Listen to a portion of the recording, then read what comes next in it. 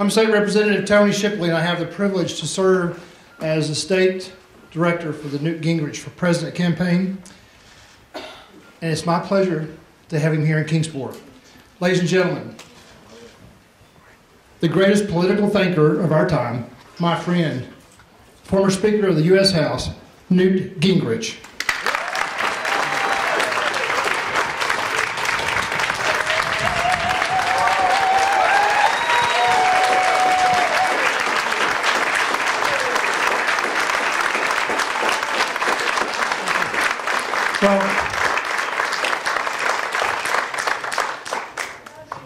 Thank you. Clist and I are delighted to be here and be with all of you, and we apologize for keeping you waiting. I think we've now done 17 interviews so far today, and campaign days get to be pretty exciting. Of course, this is the day before Super Tuesday, so it's doubly exciting. And the last poll here that came out this morning shows that we're either tied or slightly ahead, so we're very excited about what's happening here in Tennessee. But Clist and I want to come by and tell you we really appreciate your support. We think this is the most important election that we have had in our lifetime. We think that re-electing Barack Obama would be a disaster for the country, that the kind of radicals he would appoint to the Supreme Court, the kind of people he appoints to bureaucracies would be really an enormous challenge.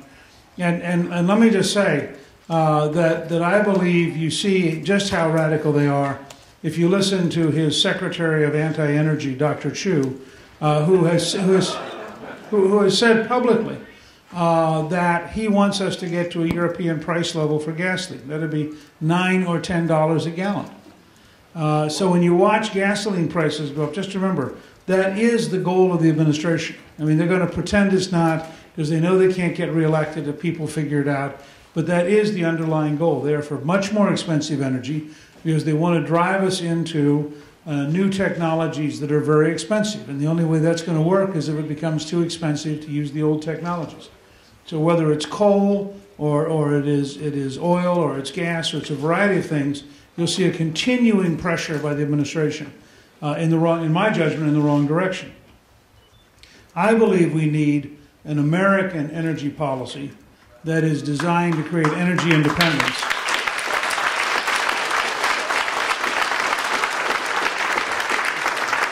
And my goal is to get to a point where no American president ever again bows to a Saudi king.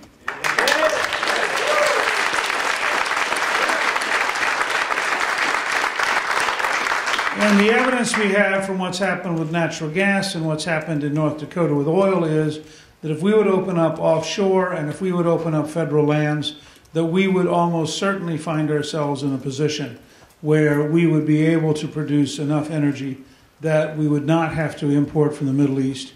That would free us up dramatically and would allow us, frankly, to say to the Europeans and the Chinese and the Indians that they may have a problem in the Straits of Hormuz, but we're not sure we do.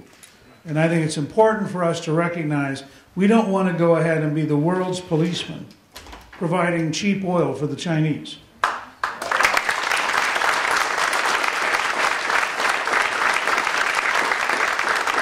So the easiest way to translate that into a goal back home is I am committed to $2.50 a gallon gasoline as the peak level. I think it could be lower than $2.50, but I think it's important for us to understand this is not some vague general theory.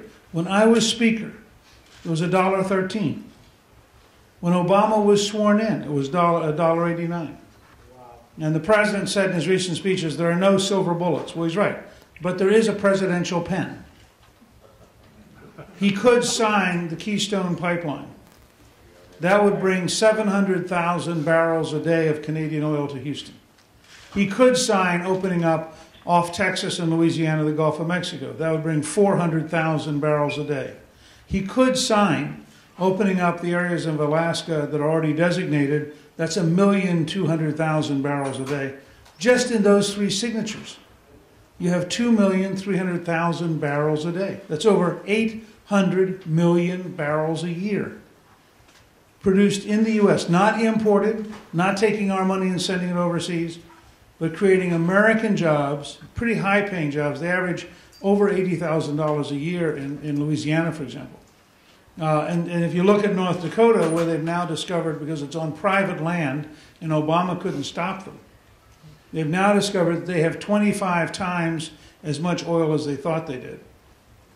In fact, I just read an article, somebody's estimating that it could well be that they have doubled the known reserves of the United States just in North Dakota. That's how big it is. And they've now got 3.5% unemployment, which is actually an overstatement because they have 16,000 jobs in the oil field that they can't fill because the 3.5% who are unemployed don't have the right training. So if they had the right training, you'd be at about zero unemployment. Now, that level of oil production dramatically increases revenues without a tax increase, and the result is that North Dakota has now had 7 consecutive state tax cuts.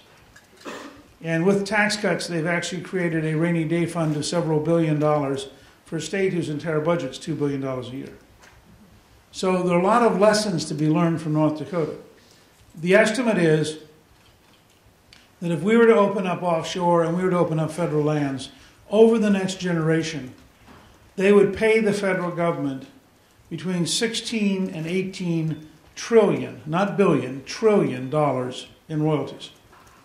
That would be enough that if you put it over here to one side and then you balance the federal budget, you would literally have enough money to pay off the entire national debt. That's how big it would be.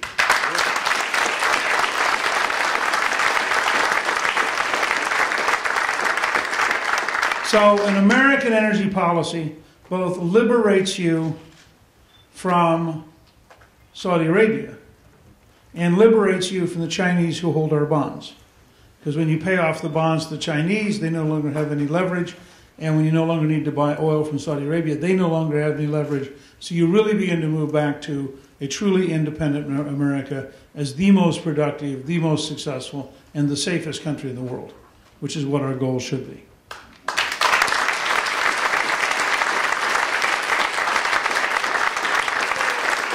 Now, I'd really love to have your help. Let me just say, and you can do some things that don't cost anything. How many of you are on Facebook? Okay. If you get a chance today, just go to Facebook and on your homepage put Newt equals $2.50 a gallon gasoline. Okay? Because if enough people do that, and then your friends pick it up and then they do it, it's amazing how it spreads. If you're on Twitter, if you go to hashtag 250 gas, so just hashtag 250 gas, that spreads the whole message because we want to drive at the idea that as you watch gasoline go up all summer, that there is an alternative. And what I'd really like to do is get to a point where when the average American is filling up their car or their truck, they're calculating what it would have been if Gingrich were president. And they begin to realize how big a difference is. And I really do think it's that big a difference. I think if you read Obama's 2 energy speeches, what you hear is somebody who really is committed to a radically different America. And if you look at what Dr. Chu said last week, the Secretary of Energy, when he went to the Congress and they said to him, are you going to try to bring down the price of gasoline? He said, no.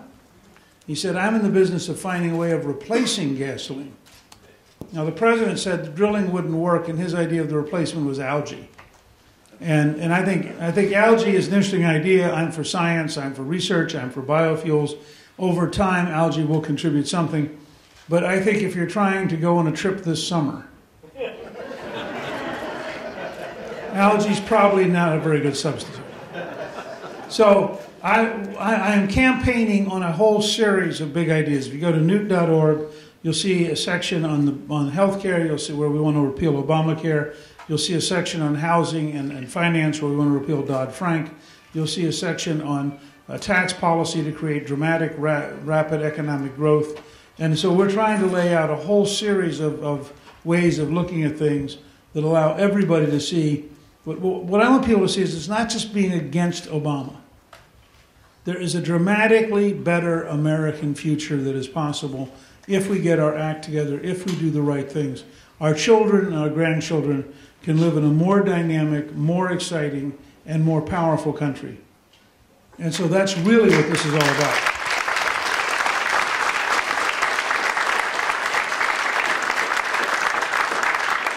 We do need your help. This isn't my campaign or Callista's campaign. This is about America. And so we need your help in reaching out to the whole country. We need your help in this. If everybody here would decide to do just a little bit every day from now to November, we would win a stunning election for America. And that's what we need. We need the American people deciding. I'm very proud of the fact that we have over 173,000 donors, and 95% have given less than $250. So we have a very broad base of support. And we urge people, if they say, gee, what can I do to help Newt? Just get them to go to my first name, newt.org, and just give 1 Newt gallon of gas, okay, $2.50. Because if enough people give $2.50, it adds up in a very dramatic way.